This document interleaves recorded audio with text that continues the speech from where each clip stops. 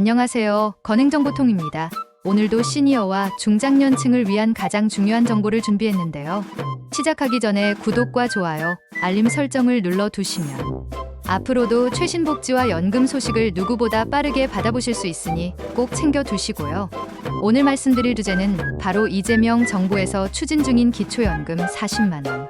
시대와 동시에 많은 분들이 놓치고 계신, 이러면 기초연금을 못 받는 결정적인 이유 11가지입니다. 자, 우선 현재 2025년 기준으로 기초연금은 단독 가구 최대 34만 2,510원, 부부 가구 최대 54만 8천원까지 지급되고 있으며 수급 여부를 판단하는 소득 인정의 기준은 단독 가구 228만 원, 부부 가구 364.8만 원으로 정해져 있습니다. 정부는 2024년 발표한 연금개혁 추진계획에 따라 2026년에는 저소득층부터 월 40만 원 지급을 시작하고 2027년에는 현 수급 대상 전체에 40만 원을 적용하는 단계적 인상 로드맵을 확정했는데요. 단, 내년부터 곧바로 모두가 40만 원을 받는 것은 아니고 예산과 법 개정, 국회 심의를 거쳐야 하므로 시행 시점이나 세부 내용은 변동될 수 있습니다. 그리고 부부가 함께 수급할 경우 각각 20%씩 깎이던 부부 감액은 2027년부터 10%로 줄고 2030년에는 완전히 폐지될 예정이어서 부부 가구의 체감 혜택은 점점 커질 전망입니다. 또 일하면서 국민연금을 받는 분들의 경우 지금까지는 일정 소득을 넘으면 노령연금이 깎였지만 2025년부터는 월 509만 원 이하 근로, 사업, 재산소득에 대해서는 감액을 적용하지 않는 방향이 추진돼 앞으로는 일을 하면서도 국민연금을 안정적으로 받을 수 있게 됩니다. 그렇다면 본론으로 들어가서 왜 어떤 경우에 기초연금을 못 받게 되는 걸까요? 지금부터 11가지를 구체적으로 설명드리겠습니다. 첫째는 소득인정액 초과입니다. 기초연금은 단순히 월급만 보는 것이 아니라 근로소득, 사업소득, 이자소득, 연금소득까지 모두 합산하고 재산에서 일정 금액을 빼고 환산한 월 소득 환산액까지 더해서 계산하기 때문에 본인은 소득이 거의 없다고 생각해도 소득인정액이 기준을 초과하면 수급에서 탈락할 수 있습니다. 둘째는 부부가구 합산 효과입니다. 혼자가 아니라 배우자와 함께 살 경우 부부 단위로 소득과 재산을 모두 합산하고 기준액도 달라지기 때문에 생각보다 쉽게 기준을 넘어버릴 수 있습니다. 셋째는 국민연금을 상대적으로 많이 받는 경우입니다.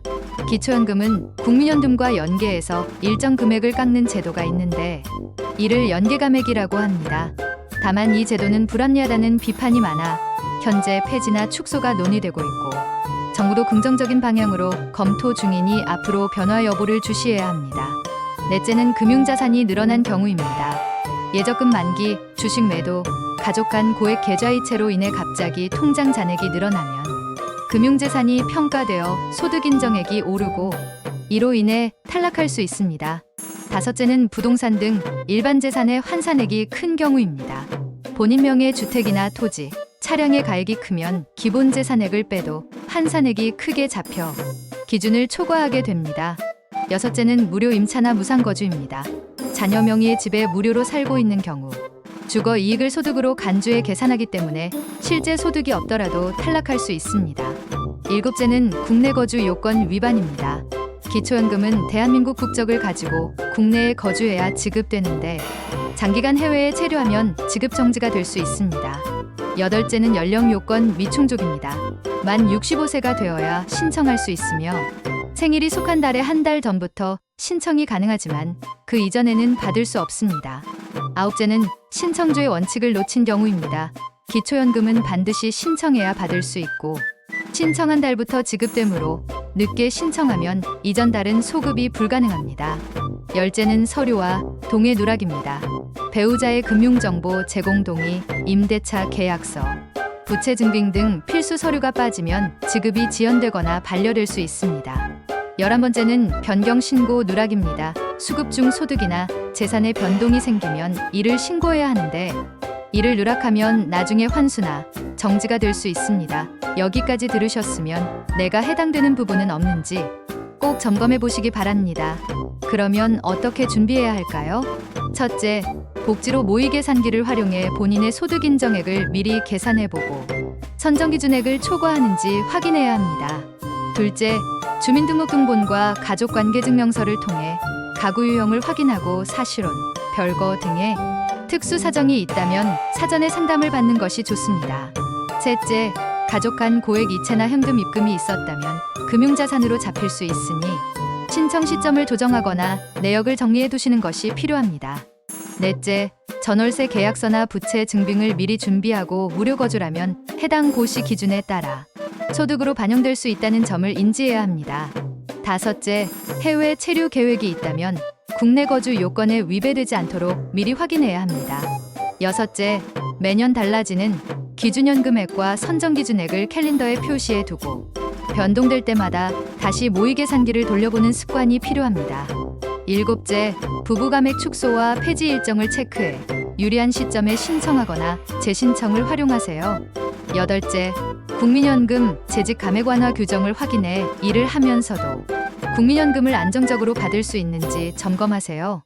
아홉째, 신청은 늦추지 말고 자격이 되면 바로 하셔야 하며 열째, 서류는 빠짐없이 준비하고 배우자 동의도 챙기셔야 합니다. 11번째, 수급 중 변동이 있으면 반드시 즉시 신고하세요. 오늘 말씀드린 내용은 모두 2025년 기준 최신 제도와 정부 발표 자료를 바탕으로 정리한 것이며 거짓이나 과장은 없습니다. 정리하면 기초연금은 2025년 현재 최대 34만 2천 원, 내년부터는 저소득층 우선 40만 원, 2027년부터 전면 확대가 예정되어 있으며 국민연금이 줄지는 않지만 연계감액과 부부감액 제도의 변화에 따라 체감 혜택이 달라지고 가족 간 금융거래, 재산 환산, 신청 지연 같은 실수로 인해 못 받는 경우가 생길 수 있으니 꼭 준비하시라는 말씀입니다. 오늘 영상이 도움이 되셨다면 구독과 좋아요, 알림 설정 부탁드리고 앞으로도 건행정보통이 정확하고 따뜻한 복지, 연금 정보를 전해드리겠습니다. 감사합니다.